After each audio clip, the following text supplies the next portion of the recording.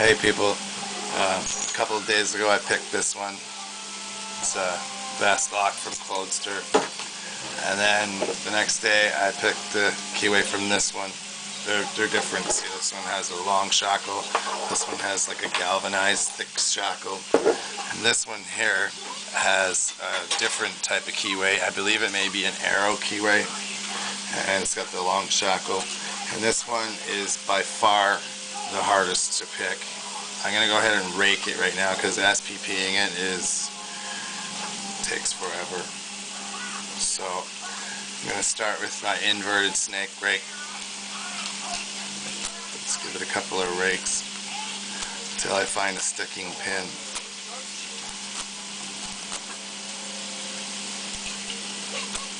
You'll have to be patient. This takes a while sometimes. And there we go.